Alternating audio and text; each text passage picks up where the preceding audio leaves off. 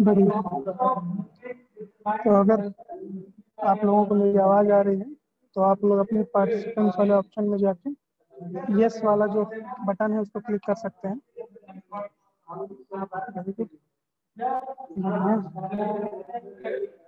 तो मैं ये मान के चल रहा हूँ कि दो लोग तो पक्का पक्का परिचित हैं जूम के यूसेज को लेके, और दूसरा मैं ये मान के चल रहा हूँ कि मेरी आवाज़ नहीं आ रही है। तो ऐसे लोगों से थोड़ा सा बात करके देख लेते हैं। सूरज, जितेंद्र, दीपचंद, अमरदीप, अगर आपको मेरी आवाज़ आ रही है तो एक बार आप अपने पार्टिसिपेंट्स वाले ऑप्शन में जाइए, वहाँ पे यस कर दीजिए। हाँ सर, आवाज आ रही है।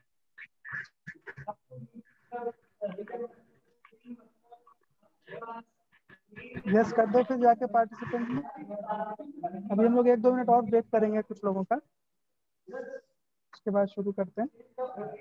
ठीक है, अनिकेत ने तब तक हैंड रेस किया हुआ था, अनिकेत से बात कर लेते हैं। बताइए अनिकेत।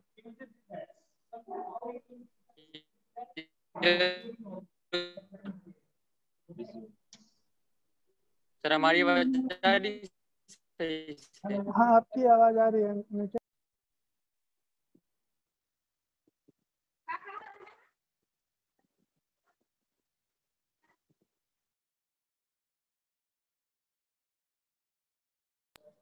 हाँ निकेत, आपकी आवाज़ कट कट के आ रही है बच्चा। हाँ सर, थोड़ा सा बताइए। नेटवर्क इश्यू है सर, यहाँ पे नेटवर्क इश्यू है सर। कोई बात नहीं, कोई बात नहीं। हम लोग के पास भी नेटवर्क इशू है, लेकिन धीरे धीरे करेंगे तो कुछ ना कुछ हो ही जाएगा। ठीक है, तो मुझे लगता है कि क्लास को थोड़ा सा शुरू कर लेते हैं। वह लोग आ गए हैं, 50% लोग आ गए हैं। तो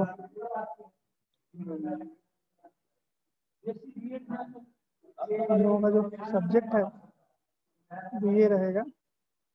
कोड एक बार आप लोग देख लीजिएगा सही है कि नहीं। मुझे लगता है कोड सही है। इंडस्ट्रियल इंजीनियरिंग केमी 303। आज हम लोग यूनिट 1 पे थोड़ी सी चर्चा करेंगे कि सब्जेक्ट क्या है, क्यों है, कहाँ था इससे पहले, सब सारी चीज़ों पर बात करने की कोशिश करेंगे।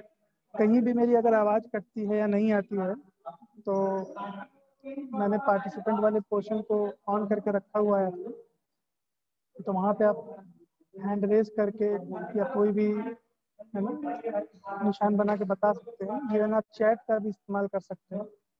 आप चैट में जाके लिख सकते हैं कि सर आवाज़ नहीं आ रही है, तो फिर मैं थोड़ा सा एडजस्टमेंट करके फिर बात को आगे बढ़ाना शुरू करूँगा।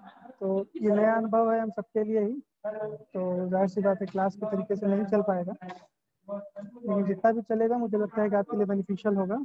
इस उम्मीद के साथ पढ़ते हैं। तो इंडस्ट्रियल इंजीनियरिंग मतलब, पहले तो मैं ये बता दूं कि मैं ये सब्जेक्ट क्यों पढ़ा रहा हूँ।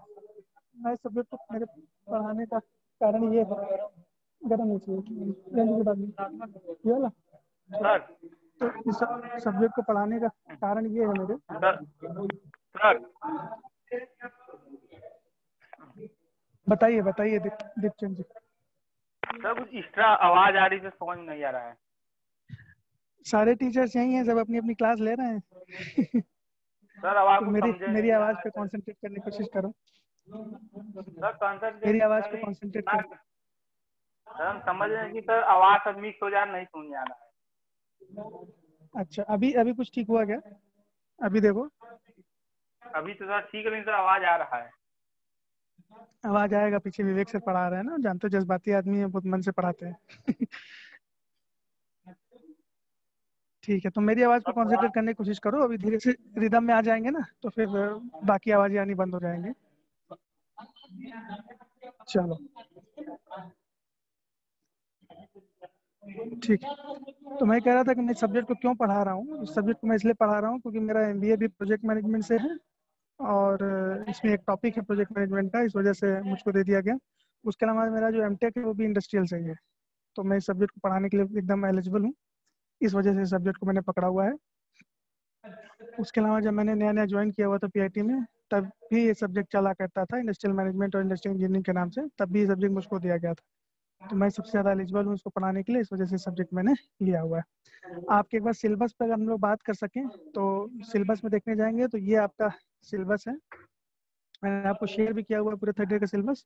तो ये आपका सिलेबस हो जाता है। हम लोग इतनी चीज़ें इस पूरे आने वाले महीनों में पढ़ने वाले हैं। ठीक है, इसका पूरा स्ट्रक्चर अगर हम लोग देख पाएँ तो हम लोग एज एन मैकेनिकल इंजीनियर्स है ना, हम लोग प्रोड्यूस ही करने वाले हैं, है ना।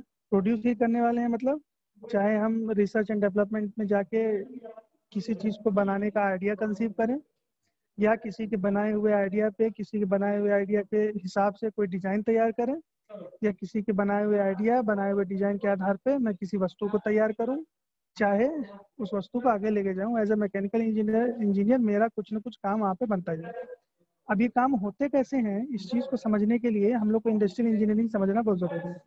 ठीक है, तो इस पूरी बात को रखते हुए हम लोग यूनिट 1 में सबसे पहले तो समझेंगे कि प्रोडक्शन क्या होता है, कितने तरीके का होता है, प्रोडक्टिविटी क्या होती है, इसको मेजर कैसे करते हैं मैन्युफैक्चरिंग के उससे संदर्भ में, है ना। उसके अलावा ये फैक्ट्रियाँ जो होती हैं, ये जो प्रोडक्शन हम लोग करते हैं ये कहाँ करते हैं, उसका कैसा लोकेशन होना चाहिए, कितने तरीके का लेआउट होना चाहिए, किस तरीके से मशीनें प्लेस होनी चाहिए, किस तरीके से ह्यूमन रिसोर्स प्लेस होना चाहिए, कहाँ पे हमारा मटेरियल हैंडलिंग होना है, ये सारी चीज़ें हम लोग आपकी यूनिट 1 में कंप्लीट करने जा रहे हैं। तो देखने जाएँ तो इन अ नटशेल यूनिट 1 में हम लोग प्रोडक्शन के बारे में समझेंगे और ये प्रोडक्शन कहाँ करना है इसके बारे में समझेंगे। फिर जब दूसरी यूनिट में जाएंगे तो हम लोग दूसरी यूनिट में ये प्रोडक्शन की पूरी प्लानिंग और प्रोडक्शन का पूरा कंट्रोल। अब प्लानिंग और कंट्रोल में क्या डिफरेंस है? प्लानिंग और कंट्रोल में ये डिफरेंस है कि प्लानिंग तक के फेज में कुछ भी मैंने अभी तक मटेरियल नहीं किया हुआ है, कुछ भी हमने वस्तुनिष्ठ नहीं किया हुआ है, यानी सब कुछ अभी कागज पे है, सब कुछ अभी दिमाग पे है। जो कुछ भी मेरे कागज पे था, जो कुछ भी मेरे दिमाग पे था, उसके आधार पे मैंने प्रोडक्शन करना शुरू कर दिया है। अब वो प्रोडक्शन उसी के आधार पे हो रहा है कि नहीं, इसको चेक करना, उसको कह रहे हैं कंट्रोल। ये जो इतना काम है इसको कह रहे हैं हम लोग प्रोजेक्ट। तो उस प्रोजेक्ट मैनेजमेंट क्या है, उसके क्या नए नए तरीके आ गए हैं, उसके क्या क्या सॉफ्टवेयर चल रहे हैं, इसके बारे में हम लोग बात करेंगे आपकी यूनिट 2। यूनिट 3 में जब जाएंगे तो कोई भी प्रोडक्शन बिना इन्वेंट्री के हम लोग नहीं कर सकते, है ना। तो ये बहुत ही इम्पोर्टेंट थियरी है, economic order quantity, inventory control, queuing theory, ये सब बड़ी मजेदार छोटी छोटी थियरीज हैं जो हम लोग एक्चुअल में अभी भी, मतलब आज भी जो इंडस्ट्रीज चल रही होती हैं वहाँ पे ये सारी थियरीज का इस्तेमाल हो रहा होता है ना। तो एबीसी एनालिसिस, वीडी एनालिसिस, ये सारी एनालिसिस हम लोग एक एक करके देखेंगे। थोड़ा सा आउट ऑफ टच है लेकिन इसको बहुत अच्छे से मैंने पढ़ाया हुआ है और बहुत अच्छे से मैं आपको फिर से पढ़ा दूंगा। यूनिट 4 में हम लोग जब जाएंगे तो वहाँ पे हम लोग देखिए अभी तक क्या हुआ, प्रोडक्शन क्या होता है, कहाँ होता है, इसके बारे में किया। प्रोडक्शन की प्लानिंग क्या होती है, प्रोडक्शन को कैसे कंट्रोल करना है, इसके बारे में बात किया। प्रोडक्शन करते हैं तो किस किस चीज़ की ज़रूरत पड़ती है और उस चीज़ को कैसे मैनेज किया जाए उसको हम लोगों ने पढ़ा। उसके बाद मैनेज करने में किन किन चीज़ों की ज़रूरत पड़ेगी, यानी उसका एक सिस्टम होना चाहिए, उस पूरे सिस्टम को हम लोग पढ़ेंगे। यहाँ पे टेलर की थियरी जो आती है ना, गिलबर्ट की जो थियरी आती है, ये बड़े मजेदार थियरियाँ हैं, इनको भी हम लोग एक बार समझने की कोशिश करेंगे। उसके अलावा प्रोडक्ट को कैसे बनाना है, प्रोडक्ट को कस्टमर के नीड के हिसाब से कैसे यूज़ करना है। जैसे फॉर एग्जांपल एक छोटा सा एग्जांपल लेते हैं, जो लोग लैपटॉप यूज़ करते हैं, जो लोग या एलसीडी एलईडी टीवी जिनके घरों में लगा हुआ है, या जिनके पास घर में डेस्कटॉप है, अगर वो देखने जाएंगे तो देखेंगे कि मॉनिटर अलग आता है। मॉनिटर को चलाने के लिए जो बिजली का तार दिया वो अलग से दिया हुआ है ना। वो ऐसा किस लिए किया, ताकि आराम से पैकिंग हो सके, क्योंकि आराम से पैकिंग करेंगे तो उसको हम लोग एक ही ट्रक में ज़्यादा से ज़्यादा सामान को भेज पाएंगे। बहुत छोटी सी बात है लेकिन ये देखने वाली चीज़ है। तो तार अलग जाएगा और सिस्टम अलग जाएगा, और बाद में जब हमको यूज़ करना होगा तो मैं तार क्या करूँगा, सिस्टम में अंदर डाल लूँगा और फिर मैं उसको चला पाऊँगा। तो प्रोडक्ट डिज़ाइन, तो किसी प्रोडक्ट को डिज़ाइन करने के पीछे क्या कॉन्सेप्ट होता है, उसको कैसे डेवलप करते हैं, ये हम लोग प्रोडक्ट डिज़ाइनर डेवलप करके पढ़ेंगे। उसके बाद फिर हम लोग 5th यूनिट में आ जाएंगे कि ये जो पूरा काम हम लोगों ने किया है ना, यूनिट 2 से लेके यूनिट 4 तक, ये जो पूरा हम लोगों ने काम किया है, ये काम कितना इफेक्टिव है, इस काम की गणना, ये जो पूरा इफेक्टिवनेस है इसकी गणना करने की जो अलग अलग टेक्निक्स हैं, ये हम लोग यूनिट 5 में पढ़ेंगे। तो ऑपरेशनल एनालिसिस, ये आपके फाइनल ईयर में ओआर नाम से एक सब्जेक्ट आता है, तो ये यूनिट 5 कुछ कुछ वहीं से उठाया गया है ना। तो ये मोदी मेथड हो गया, मॉड-आई मेथड में इसको कहता हूँ, सिंप्लेक्स मेथड, ये बड़े अच्छे मजेदार मेथड हैं और ये इनके न्यूमेरिकल्स आते हैं, मोडी मेथड के, सिंप्लेक्स मेथड के। तो ये सब भी हम लोग समझने की कोशिश करेंगे। तो मैं आशा करता हूँ कि मैं इस पूरी बात को अच्छे से रख पाऊंगा। तो ये आपका सिलेबस हो जाता है। सिलेबस से रिलेटेड अगर किसी का कोई प्रश्न है तो आप अपना हैंड रेज कर सकते हैं और उस पर हम लोग थोड़ा सा बात करके फिर आगे बढ़ जाएंगे। अगर सिलेबस से रिलेटेड किसी का कोई क्वेश्चन है तो काइंडली रेज हैंड कर लीजिए।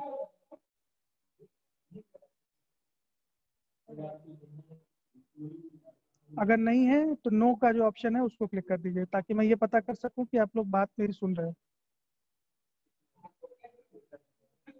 बढ़िया। जितेंद्र कुलदीप मेरी बात सुन रहे हैं, अनिकेत अनुराग भी सुन रहे हैं, दीपचंद भी सुन रहे हैं, बहुत अच्छी बात है। तो प्रशांत मेरी बात नहीं सुन रहे हैं, सूरज प्रजापति मेरी बात नहीं सुन रहे हैं। प्रशांत अगर मेरी आवाज आ रही है बच्चा तो जरा अनम्यूट करिए।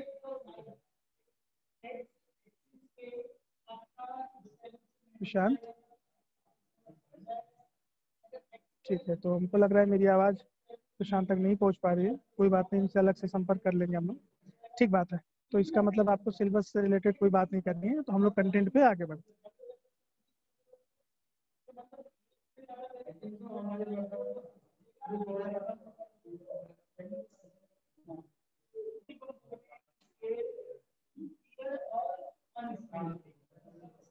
ठीक, तो आपके सब्जेक्ट का जो ख्याति है वो एज अ थियोरेटिकल सब्जेक्ट मानी जाती है,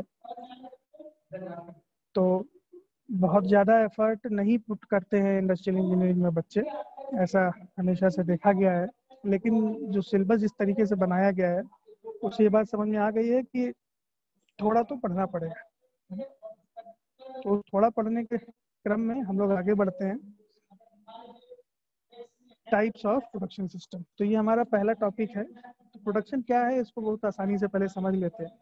प्रोडक्शन मतलब कि किसी भी चीज को बनाने की जो प्रक्रिया है और उस प्रक्रिया में शामिल जितनी भी इक्विटीज या एंटिटीज हैं उन सबको मिला के मैं क्या कह रहा हूँ, प्रोडक्शन। ठीक है, ये प्रोडक्शन देखने जाएं तो इनको दो तरीके से क्लासिफाई कर सकते हैं, है ना। एक हो जाता है आपका कॉन्टिन्यूअस प्रोडक्शन सिस्टम, एक हो जाता है आपका इंटरमिटेंट प्रोडक्शन सिस्टम। अगर इनके शाब्दिक अर्थ में जाएं तो कॉन्टिन्यूअस का मतलब है निरंतर और इंटरमिटेंट का मतलब है किसी अंतराल पे होने वाले। पहले ये प्रोडक्शन सिस्टम मतलब आप कुछ बुक्स में देखने जाएंगे, ये भी बात मैं आपको क्लियर कर दूं कि चूंकि ये बिजनेस एडमिनिस्ट्रेशन का टॉपिक है तो इसमें बहुत मतभेद है, इसमें कोई बहुत परफेक्ट चीज नहीं निकल के आई है ना। तो कुछ बुक्स में आप देखने जाएंगे तो आपको टाइप्स ऑफ प्रोडक्शन सिस्टम में तीन तरीके के प्रोडक्शन सिस्टम दिखाई देगा। एक दिखाई देगा मास प्रोडक्शन सिस्टम, एक दिखाई देगा बैच प्रोडक्शन सिस्टम और एक दिखाई देगा आपको जॉब प्रोडक्शन सिस्टम, है ना।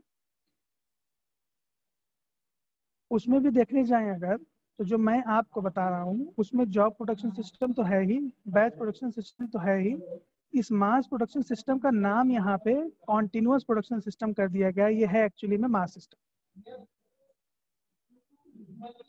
ठीक बात है, तो इसको एक बार समझ लेते हैं। मैं अलग से इस पूरी बात को नहीं बताऊंगा, इस वाले पोर्शन को क्या समझाना चाहते हैं, इस वाले पोर्शन को क्या समझाना चाहते हैं, इसको बता के फिर मास प्रोडक्शन, जॉब प्रोडक्शन और बैच प्रोडक्शन इतना आज खत्म करने का मैं लक्ष्य लेके चल रहा हूँ। ठीक बात है। तो कॉन्टिन्यूअस प्रोडक्शन सिस्टम मतलब कि एक बार एक प्रोडक्शन सिस्टम बना और वो चालू हो गया और वो लगातार चल ही रहा है, ऐसे किसी प्रोडक्शन सिस्टम को हम क्या करेंगे, क्या कहेंगे, कॉन्टिन्यूअस प्रोडक्शन सिस्टम। अभी ध्यान से देखने जाएं तो कोई आइडियल प्रोडक्शन सिस्टम ही ऐसा हो सकता है जो कॉन्टिन्यूअस हो। इसीलिए देखने जाएं तो कॉन्टिन्यूअस प्रोडक्शन सिस्टम और इंटरमीडिएट प्रोडक्शन सिस्टम के बीच में मतभेद है। यानी एक धारा जो है बिजनेस एडमिनिस्ट्रेशन का कहता है ये एग्जिस्ट ही नहीं करता है कॉन्टिन्यूअस प्रोडक्शन सिस्टम, ये आइडियल सिस्टम है, इस वजह से हम लोग इसका जिक्र नहीं करेंगे। और ये चूंकि चलता रहता है लगातार, इसके हम एग्जांपल्स दे सकते हैं, इस एग्जांपल्स दे के समझा सकते हैं, इसलिए सिर्फ हम जॉब प्रोडक्शन, बैच प्रोडक्शन और मास प्रोडक्शन के बारे ही बात करेंगे। वहीं एक दूसरा धारा जो है बिजनेस एडमिनिस्ट्रेशन का, एमबीए वाले, उनका कहना है कि भले ये चीज़ एग्जिस्ट नहीं करती है लेकिन अगर हम लोग अपने सिस्टम को परफेक्ट करते चले जाएंगे तो ये पॉसिबिलिटी बन सकती है एक ऐसा समय भी आ सकता है जिसमें बिना रुके हमारा प्रोडक्शन लगातार चल सकता है। ठीक बात है। तो इसीलिए मैं भी बहुत डिटेल में इस पे बात नहीं कर रहा हूँ। हम लोग अल्टीमेटली बात किस पे करेंगे, इंटरमीडिएट प्रोडक्शन सिस्टम पे बात करने वाले हैं। ठीक है, तो अब शुरू करते हैं। जॉब प्रोडक्शन, बैच प्रोडक्शन और मास प्रोडक्शन। दूसरी एग्जाम पॉइंट ऑफ व्यू से मैं आपको बता दूं कि अगर आपसे एग्जाम में या टेस्ट में पूछा जाता है टाइप्स ऑफ प्रोडक्शन सिस्टम, तो आप इस तरीके से भी बता सकते हो, इसमें कोई डाउट नहीं है।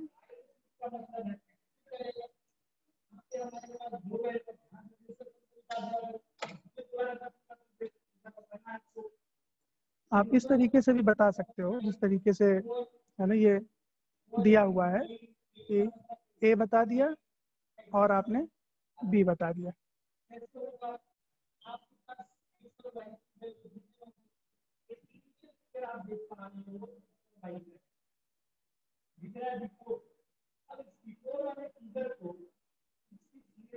हाँ प्रशांत, आप अपना माइक अनम्यूट करिए भाई। प्रशांत,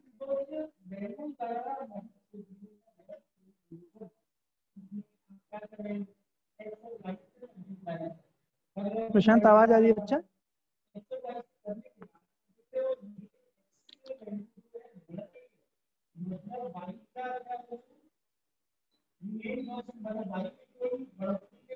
मुझे लग रहा है प्रशांत की तरफ कुछ नेटवर्क का इशू आ रहा है। ठीक है, तो मैं आगे बढ़ता हूँ। मैं क्या कह रहा था, एग्जाम पॉइंट ऑफ व्यू से ये टॉपिक बहुत ही आसान है, बहुत ही छोटा है। तो एग्जाम पॉइंट ऑफ व्यू से अगर आपसे पूछता है टाइप्स ऑफ प्रोडक्शन सिस्टम, तो मैं आपको फिर से बता दे रहा हूँ, बहुत स्पष्ट कर दे रहा हूँ। ये मेरे साथ भी लागू होगा और जब आप एग्जाम लिख रहे होंगे तब भी लागू होगा। क्या आप चाहें तो पॉइंट ए और पॉइंट बी दोनों का यूज करते हुए, यानी ये पूरा पोर्शन आप लिख सकते हो। ये जो पूरा पोर्शन है आप इसको एग्जाम में डाल सकते हो। लेकिन अगर आपको ये याद नहीं रहता है, आपको लगता है कि ये टर्म्स बड़े हैं और मुझको यूज नहीं करने हैं और ये बहुत प्रैक्टिकल नहीं है, तो आपको एकदम खुली छूट है। आप चाहें तो टाइप्स ऑफ प्रोडक्शन सिस्टम में सिर्फ 3 तरीके के प्रोडक्शन सिस्टम का नाम लिख सकते हो। पहला जॉब प्रोडक्शन, दूसरा बैच प्रोडक्शन और तीसरा मास प्रोडक्शन। ये जो कॉन्टिन्यूअस प्रोडक्शन सिस्टम है, इसका ही नाम क्या है आपका, मास प्रोडक्शन। तो मैं अभी इन तीनों ही प्रोडक्शन के बारे में बात कर लेता हूँ। ठीक है, मास प्रोडक्शन किसको कह रहे हैं? जैसे आपके हाथों में जो कलम है ना, अब आप देखने जाएंगे तो ये लाखों की संख्या में बन रही है। तो एक ऐसा प्रोडक्शन सिस्टम जो एक यूनिट को या किसी भी एक वस्तु को मल्टीपल यूनिट्स में बना रहा हो, उसको हम क्या कह रहे हैं, मास प्रोडक्शन सिस्टम। जैसे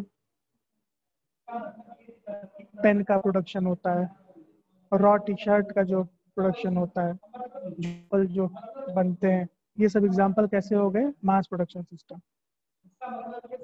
आप लोग को भी अगर कोई एग्जांपल याद आता हो मास प्रोडक्शन सिस्टम का, तो आप चैट बॉक्स में जाके लिख सकते हो। इससे मुझको ये समझ में आ जाएगा कि मास प्रोडक्शन के बारे आपको एक आइडिया मिल गया है। मास प्रोडक्शन मुझको कह रहे हैं एक ऐसा प्रोडक्शन सिस्टम जिसमें हम कोई भी वस्तु को बहुत ढेर सारी मात्रा में प्रोड्यूस करते हैं, उसको हम क्या कह रहे हैं, मास प्रोडक्शन सिस्टम।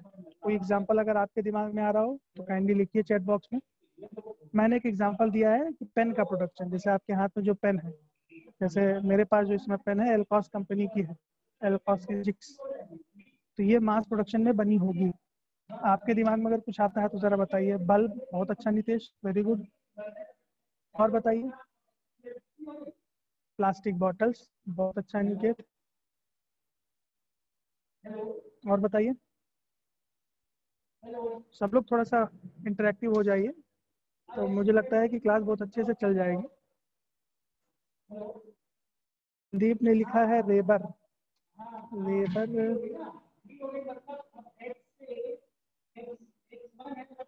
कुलदीप थोड़ा माइक अनम्यूट करो बच्चा, ये मैं समझ नहीं पा रहा हूँ रेबर क्या है। रबर कहना चाह रहे हो क्या? जी सर। अच्छा अच्छा, ओके बढ़िया। और बताइए भाई, सिर्फ 3 लोग जवाब देंगे क्या? 9 ही लोग हैं क्लास में। मोबाइल का मास प्रोडक्शन होता है, बहुत अच्छा। अरे नितेश ने 2 बार जवाब दे दिया।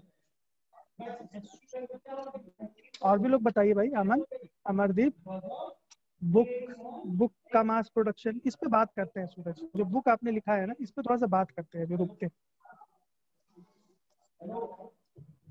ठीक है, चलिए, मुझे लगता है पर्याप्त जवाब मिल गए। अब आते हैं बैच प्रोडक्शन की। बैच प्रोडक्शन हम उसको कहते हैं कि कोई स्पेसिफिक चीज किसी स्पेसिफिक पर्पस के लिए, किसी स्पेसिफिक टाइम के लिए जब प्रोड्यूस की जाती है मास में, उसको बैच प्रोडक्शन कहते हैं। जैसे इसका एक एग्जांपल लेते हैं। मान लीजिए कि आपने अपने कॉलेज में कोई फंक्शन कराया और आपके कॉलेज में 1000 बच्चे हैं। आपने कहा कि मैं, मेरे यहाँ जितने भी बच्चे रहेंगे उन सब के बच्चों के टी शर्ट के आगे उनके कॉलेज का नाम लिखा रहेगा। तो आप कहाँ गए? एक टी शर्ट वाली कंपनी के पास गए और आपने उससे कहा कि भैया हमको 1000 टी शर्ट बना के दे दो, इस क्वालिटी की टी शर्ट, इतनी संख्या में, और उस पर ऐसा लिखा होना चाहिए। तो अब उस बंदे ने क्या किया? 1000 टी शर्ट बनाई, स्पेशल पर्पस के लिए, लिमिटेड टाइम के लिए। उसको क्या बोला? Batch production. अब जैसे सूरज प्रजापति ने यहाँ एक एग्जांपल दिया है बुक का। अब अगर बुक को ध्यान से देखने जाएं तो बुक मास प्रोडक्शन में नहीं आएगी, है ना। इंडस्ट्रियल इंजीनियरिंग की स्पेसिफिक बुक, उसको 1 लाख बच्चे पढ़ रहे हैं, 1 लाख बुक्स का प्रोडक्शन एक बार हो जाएगा, जब तक वो बुक की खपत नहीं हो जाती। यानी इंतजार में नहीं बैठे रहेंगे कि इंडस्ट्रियल इंजीनियरिंग की बुक लगातार छापे जा रहे, छापे जा रहे, छापे जा रहे, कोई ना कोई तो ले ही लेगा। ये आंसर क्लियर हो रहा है? तो बैच प्रोडक्शन हम किसको कह रहे हैं? अब मास प्रोडक्शन और बैच प्रोडक्शन में थोड़ा सा समझने की कोशिश करते हैं, या कॉन्टिन्यूस प्रोडक्शन सिस्टम और बैच प्रोडक्शन में थोड़ा सा अंतर समझने की कोशिश करते हैं। बैच प्रोडक्शन में भी चीजें बहुत ढेर सारी बनती हैं, लेकिन स्पेसिफिक पर्पस के लिए बनती हैं, स्पेसिफिक टाइम के लिए बनती हैं। वही मास प्रोडक्शन में चीजें बहुत क्वांटिटी में बनती है, पर्पस तो स्पेसिफिक होता है लेकिन टाइमलाइन स्पेसिफिक नहीं होता है। जैसे पेन हो गया, जैसे चार्जर हो गया। लोगों को लगता है चार्जर की जरूरत तो पड़ेगी, प्लास्टिक बोतल की जरूरत तो पड़ेगी, बल्ब की जरूरत तो पड़ेगी, बुक की जरूरत तो पड़ेगी ही, ये बात तो ठीक है, लेकिन वो बुक क्या हो गई? अल्टीमेटली लिमिटेड के लिए हो गई। ठीक बात है। फिर आते हैं जॉब प्रोडक्शन के लिए। जॉब प्रोडक्शन में आपको समझाऊंगा और मैं आशा करूंगा कि आप मुझको उसका एक एग्जांपल दोगे जॉब प्रोडक्शन का। ठीक है। जॉब प्रोडक्शन हम ऐसे किसी प्रोडक्शन के लिए कहते हैं कि जब किसी एक वस्तु को बनाने के लिए पूरा प्रोडक्शन सिस्टम उसके अराउंड खड़ा किया जाता है। जैसे जब हम मास प्रोडक्शन की बात करते हैं, जब हम इसकी बात करते हैं, कॉन्टिन्यूस प्रोडक्शन सिस्टम या मास प्रोडक्शन की बात करते हैं, तो इंडस्ट्री वहीं की वहीं बनी हुई है। उस इंडस्ट्री में कोई प्रोडक्ट बन रहा है और प्रोडक्ट चल के कस्टमर तक जा रहा है। बैच प्रोडक्शन में भी देखने जाएं तो इंडस्ट्री वहीं की वहीं बनी हुई है, स्पेसिफिक टाइम के लिए, स्पेसिफिक पर्पस के लिए कुछ चीज बन रही है और वो बन के कस्टमर तक जा रही है। लेकिन जॉब प्रोडक्शन एक ऐसा काम है जिसमें ये चीज बन के कस्टमर तक जाती भी है, नहीं भी जाती है, लेकिन जब तक ये बनती है, जहां ये बनती है उसके आसपास ही पूरा प्रोडक्शन सिस्टम हम प्रिपेयर करते हैं। क्या हम इसका एक एग्जांपल दे सकते हैं जॉब प्रोडक्शन का? अगर आप इसका एग्जांपल दे सकते हैं तो आप इसका काइंडली चैट में जवाब दीजिए। अमरदीप ने एग्जांपल दिया है शिप का, बहुत अच्छा। उसमें भी शिप भी देखने जाए तो खास तौर पे कौन सा शिप? पानी वाला जहाज। बहुत बढ़िया। ब्रिजेस, अनिकेत ने जवाब दिया है। अनिकेत का जवाब है कि पुल जहां हम लोग बनाते हैं उसको क्या कह सकते हैं हम लोग? जॉब प्रोडक्शन का बहुत अच्छा एग्जांपल हम यूज कर सकते हैं। और बताइए, और किसी के दिमाग में कुछ आ रहा हो?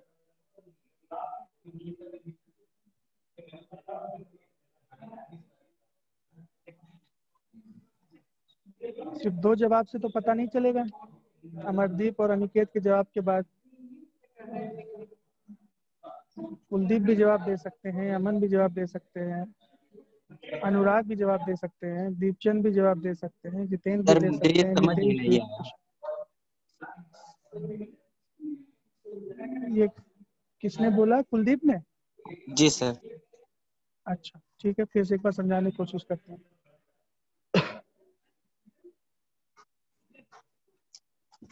ठीक है, एक बार इन तीनों सिस्टम को फिर से देखते हैं, इन तीनों सिस्टम को एक बार फिर से समझने की कोशिश करते हैं।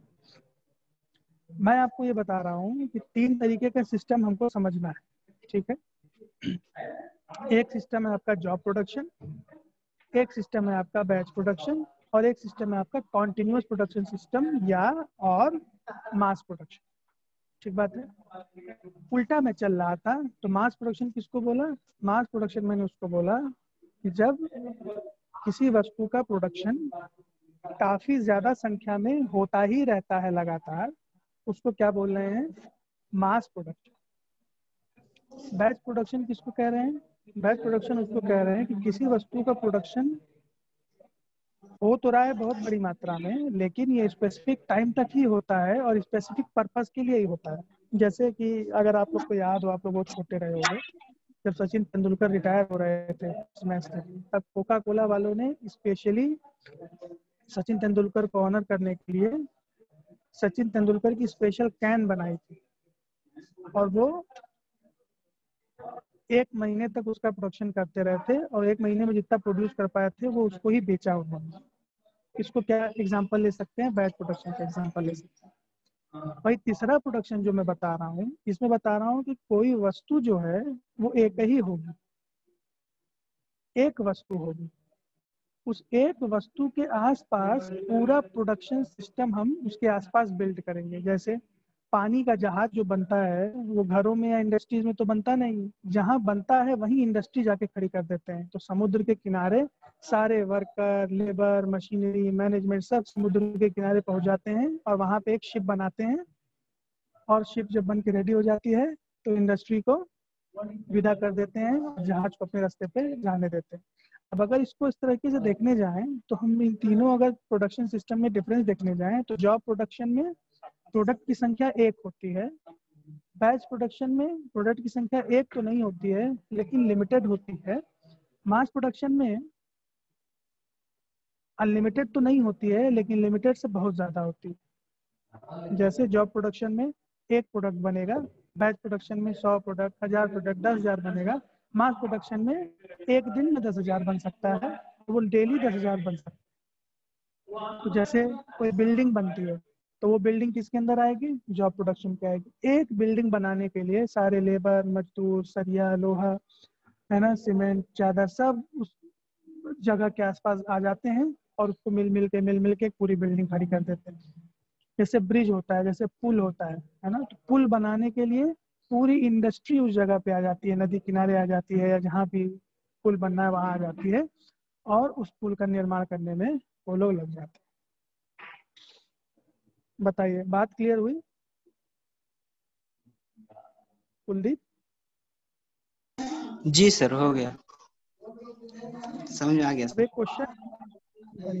एक क्वेश्चन आया है अनिकेत का कि can we take movie as example, क्या पिक्चरों को उसके एग्जाम्पल के रूप में ले सकते हैं?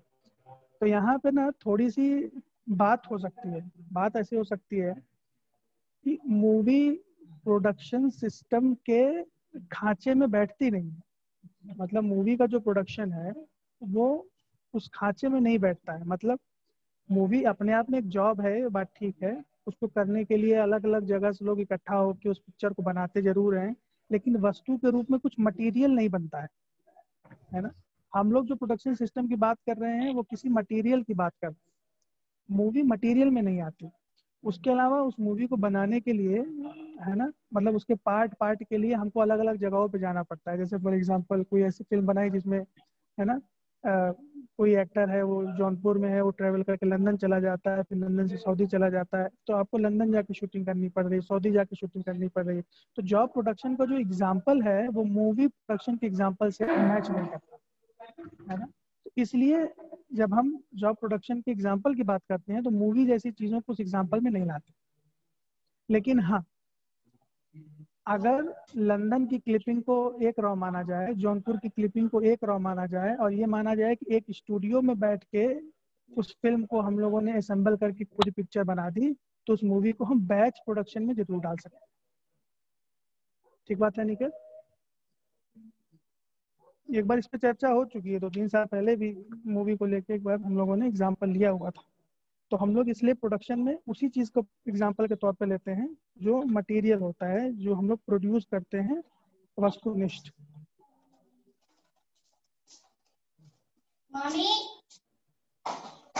हाँ, ये भी बात ठीक है। And movie tickets are example of batch production. Movie ticket तो बैच प्रोडक्शन का एग्जांपल है, इसमें कोई डाउट नहीं, क्योंकि पर्टिकुलर टिकट पे उसी मूवी का नाम लिखा रहेगा। उसमें भी देखने जाए तो पर्टिकुलर टाइम वाली मूवी को अगर देखने जाए तो वो बैच प्रोडक्शन में आता है। बढ़िया है। तो मुझे लगता है कि प्रोडक्शन सिस्टम आप लोगों को ठीक से समझ में आ गया है। तो इसके नोट्स वोट्स भी मैं कुछ आपको प्रोवाइड करने की कोशिश करूँगा। तो जितनी बात हुई है उस पर अगर अभी कोई आप लोग का प्रश्न बनता है तो उसको एक बार ले लेते हैं। उसके अलावा मैं आप लोगों से एक निवेदन करूंगा कि अगर इस पूरे क्लासेस के दौरान, पिछले हफ्ते हम लोगों ने पूरे ट्रायल बेसिस पे इन क्लासेस को रन करने की कोशिश करी है, तो जिस तरीके से आज आप लोगों ने ज्वाइन किया है, मुझको ये बात तो समझ में आ गई है कि जूम को लेके अब कोई दिक्कत नहीं है आप लोगों को। जूम आप लोग के समझ में आ गया है। उसके बावजूद अगर कोई आपके इश्यूज हो रहे हैं तो काइंडली उसका एक लिस्ट बना के, है ना, तो आप में से किसी एक लोगों को मैं उसका वो बना देता हूँ आपके इससे। जैसे सूरज को कोई दिक्कत है, या अनितेश को कोई दिक्कत है, या अनुराग को कोई दिक्कत है, तो वो दिक्कत की लिस्ट बना के वो अमरदीप को दे दें, और अमरदीप उन सारी दिक्कतों का लिस्ट बना के मुझको दे दें। तो उन दिक्कतों को कैसे दूर किया जा सकता है उसका एक वीडियो बना के मैं आप लोग को देने की कोशिश करूँगा। मैं बहुत दिन से चाह रहा हूँ कि स्टूडेंट पॉइंट ऑफ व्यू से एक वीडियो बन जाए। तो उन समस्याओं को एक बार देख के जब वीडियो बनाएंगे तो बार बार वीडियो बनाने की जरूरत नहीं पड़ेगी। ठीक है, तो जो आज हम लोगों ने क्लास करी है इसको थोड़ा सा रिवाइज कर लेते हैं। आज हम लोगों ने इंडस्ट्रियल इंजीनियरिंग की पढ़ाई शुरू करी, है ना। इंडस्ट्रीज क्या होती हैं, कैसे होती हैं, प्रोडक्शन, प्रोडक्टिविटी, इन सारी बातों को हम लोग समझने के क्रम में आगे बढ़े थे। इसमें हम लोगों ने सबसे पहले शुरुआत किया प्रोडक्शन सिस्टम में। प्रोडक्शन सिस्टम 2 तरीके का बताया। तो आइडियल स्टेट में एक कॉन्टिन्यूस प्रोडक्शन सिस्टम बताया, और प्रैक्टिकल स्टेट में हम लोगों ने इंटरमीडिएट प्रोडक्शन सिस्टम बताया। उसमें भी ध्यान से देखने गए तो कॉन्टिन्यूस प्रोडक्शन सिस्टम 2 तरीके का था, जिसमें मास प्रोडक्शन सिस्टम और प्रोसेस प्रोडक्शन सिस्टम के बारे में हम लोगों ने बात किया। मास प्रोडक्शन सिस्टम उसको कह रहे हैं कि कॉन्टिन्यूसली कोई एक ही चीज लगातार बनते चली जा रही है। वहीं प्रोसेस प्रोडक्शन सिस्टम में, अच्छा प्रोसेस प्रोडक्शन सिस्टम पे बात ही नहीं है। प्रोसेस प्रोडक्शन सिस्टम में कोई चीज लगातार बनती चली जा रही है, लेकिन मल्टीपल प्रोसेसेस को मिला के कोई एक चीज बनती है। जैसे फॉर एग्जांपल कार, जैसे लेस का चिप्स, उसमें अगर आप ध्यान से देखने जाएंगे तो वो प्रोडक्शन सिस्टम अपने आप में एक बहुत बड़ी मशीनरी है। अब बैचेस में उनका प्रोडक्शन हो रहा है, लगातार वो चलते चले जा रहे हैं। तो प्रोसेस प्रोडक्शन सिस्टम में भी देखने जाएंगे तो जॉब और बैच प्रोडक्शन दोनों ही यहाँ पे हमको मिल जाएगा। फिर दूसरे तरीके के सिस्टम पे गए तो वहाँ पे हम लोगों को कौन सा सिस्टम मिला, वहाँ पे हम लोगों को इंटरमीडिएट प्रोडक्शन सिस्टम मिला। यानी कि बदलता रहता है, आज ये प्रोड्यूस होगा, कल वो प्रोड्यूस होगा, कल वो प्रोड्यूस होगा। वो लगातार या रुकना जाएगा, किसी दिक्कत के कारण आपका प्रोडक्शन रुक जाएगा, इस तरीके की चीजें होती रहेंगी। इसमें हम लोगों ने 3 तरीके के प्रोडक्शन के बारे में बात की, जॉब प्रोडक्शन, बैच प्रोडक्शन और continuous production system. Job production हमने बोला जब किसी एक पर्टिकुलर वस्तु को बनाने के लिए पूरी इंडस्ट्री उसके आसपास खड़ी कर देते हैं तो उसको क्या बोला हम लोगों ने, जॉब प्रोडक्शन। इसका एग्जाम्पल क्या लिया, जैसे पानी का जहाज हो गया, है ना, कोई बिल्डिंग हो गई, कोई ब्रिज हो गया, उसको क्या बोला हम लोगों ने, जॉब प्रोडक्शन। फिर बैच प्रोडक्शन के बारे में हम लोगों ने बात किया, जब हम लोगों ने बात किया किसी स्पेसिफिक पर्पस के लिए, किसी स्पेसिफिक टाइम पीरियड के लिए हम किसी चीज का प्रोडक्शन करते हैं, उसको क्या बोला हम लोगों ने, बैच प्रोडक्शन। तो इसका क्या एग्जांपल हम लोगों ने लिया, कॉलेज फेस्टिवल के लिए बनाने वाला टी शर्ट हो गया, किसी स्पेशल पर्पस के लिए बनाने वाला कुछ टिन कैन हो गया, एक एग्जांपल दिया। जैसे टिकट हो गया, मूवी का टिकट हो गया, ये बैच प्रोडक्शन के एग्जांपल में ले सकते हैं। तो एक कॉन्टिन्यूस प्रोडक्शन सिस्टम में, या इसको मास प्रोडक्शन सिस्टम भी कहा, कोई एक वस्तु लगातार हम बनाते ही चले जा रहे हैं इस एंटिसिपेशन में कि लोग तो इसका यूज करेंगे। जैसे नमक का प्रोडक्शन हो गया, पेन का प्रोडक्शन हो गया, है ना। तो इस तरीके से हम लोगों ने आज प्रोडक्शन सिस्टम के बारे में बात की। अगर अभी आप लोग का कोई प्रश्न है तो मैं आपसे रिक्वेस्ट करूंगा कि एक बार आप अपना हैंड रेज करिए, माइक को अनम्यूट करके उस क्वेश्चन को रख सकते हैं। इसमें कुछ जोड़ना हो तो आप उसको बिल्कुल जोड़ सकते हैं। जब हम लोग आगे बढ़ेंगे तो प्रोडक्टिविटी के बारे में हम लोग कल इस पर बात करेंगे। बताइए, हाँ नितेश बताइए। सबकी जो क्लास मेरी 1 बजे से है, मैं रूम से ही सर ये डिपार्टमेंट इलेक्टिव फर्स्ट और डिपार्टमेंट इलेक्टिव सेकंड का है। हाँ, तो जो सिलेबस होता है, जो करिकुलम होता है ना हर सब्जेक्ट का, तो उसमें सारे सब्जेक्टों को पढ़ा ले जाएं ऐसी संभावना नहीं बन पाती है। उसके अलावा वो सब्जेक्ट, कुछ ऐसे सब्जेक्ट भी होते हैं कि जिनका पक्का पक्का एप्लीकेशन नहीं होता है। यानी मैकेनिकल इंजीनियरिंग करने के बाद बच्चे अलग अलग दिशा में जाना पसंद करते हैं, तो उसके हिसाब से अलग अलग सब्जेक्ट होते हैं। तो वो डिपार्टमेंटल सब्जेक्ट्स हैं। तो आपको 8 सब्जेक्ट का ऑप्शन दिया गया होगा डिपार्टमेंटल इलेक्टिव्स के हिसाब से। 4 सब्जेक्ट डिपार्टमेंट इलेक्टिव 1 में, 4 सब्जेक्ट डिपार्टमेंट इलेक्टिव 1 में। तो सबसे ज़्यादा एप्लीकेशन देखते हुए उसमें से 2 सब्जेक्ट हम लोगों ने चूज किया है, एडवांस वेल्डिंग और आईसी इंजन, जो हम लोग आपके डिपार्टमेंट इलेक्टिव में चलाने वाले हैं। क्योंकि सबसे ज़्यादा देखने जाएँ तो एप्लीकेशन प्रोडक्शन का ही है, और प्रोडक्शन में भी देखने जाएँ तो ऑटोमोबाइल का बहुत प्रोडक्शन है, उसमें भी देखने जाएँ तो वेल्डिंग का जो हमारा एप्लीकेशन है वो सबसे ज़्यादा है। तो डिपार्टमेंट इलेक्टिव मतलब कि मैकेनिकल इंजीनियरिंग डिपार्टमेंट के कुछ सब्जेक्ट हैं, उसमें से 4 में से कोई एक सब्जेक्ट आप पढ़ा सकते हैं। तो उसका जो लिस्ट है वो आपके थर्ड ईयर वाले सिलेबस में दिया हुआ है, तीसरे पेज पे। जी सर। बताइए, अपने पास 2.5 मिनट के आसपास का समय बचा है। अगर किसी को और कोई प्रश्न करना है, हैंड रेज करके प्रश्न को कर सकता है।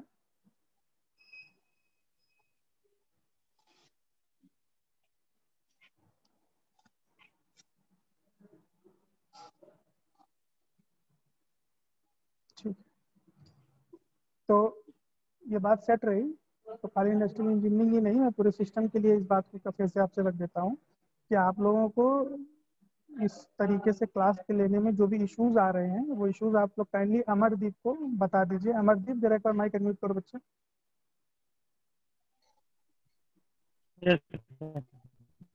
तो आप लोग अपने जो भी हेलो। इश्यूज आ रहे हैं उसका लिस्ट बना के, 1 इशू, 2 इश्यूज, 3 इश्यूज। हाँ अमरदीप, आवाज आ रही है ना? हाँ सर, आ रही। हाँ, तो आपके साथी लोग जो है, जो भी इश्यूज आ रहे हैं उनको उसकी एक लिस्ट बना के आपको सौंपेंगे। आप उसकी एक लंबी लिस्ट बना के मुझको सौंप देना। उसमें ये बताने की जरूरत नहीं है कि ये इशू किसको आ रहा है। मैं ये मान के चलूंगा कि वो कॉमन इश्यूज हैं, उसको कैसे रिजॉल्व कर सकते हैं इसके बारे में हम लोग बात कर सकते हैं। ठीक है ना? यहाँ पे फैकल्टी से भी बात हुआ है, जो जो इश्यूज आ रहे थे उसको रिजॉल्व करने की कोशिश की है। हम लोग स्मूथली चला पाए क्लास को, इस क्लास में आगे बढ़ेंगे। ठीक है अमरदीप, तो आज शाम तक ये काम कर लोगे आप? आपके ही क्लास में कि सभी क्लास में? नहीं नहीं, ओवरऑल ओवरऑल ओवरऑल पूरी क्लास में, मेरी क्लास में नहीं, जी। ओवरऑल पूरी क्लासेस को लेने में क्या इश्यूज आते हैं, सबके अपने लेवल के इश्यूज होंगे, उसको लिखवा दीजिए और हमको एक कलेक्टिव दे दीजिए कि भाई मैकेनिकल थर्ड ईयर ये इश्यूज है। ऐसा ही मैं सेकंड ईयर में भी बोलने जा रहा हूँ, ऐसा ही मैं फर्स्ट ईयर फाइनल ईयर में भी बोलने जा रहा हूँ। ठीक है ना?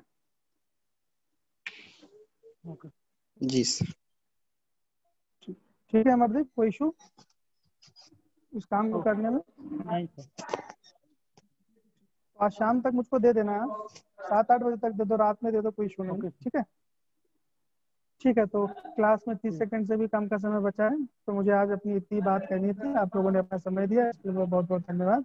अगर अभी भी कोई क्वेश्चन रह जाता है, अचानक दिमाग में आता है, तो आप व्हाट्सएप पे या पर्सनली मुझसे पूछ सकते हो। कल हम फिर से मिलते हैं, आगे की बात को बढ़ाएंगे। Thank you very much. Thank you.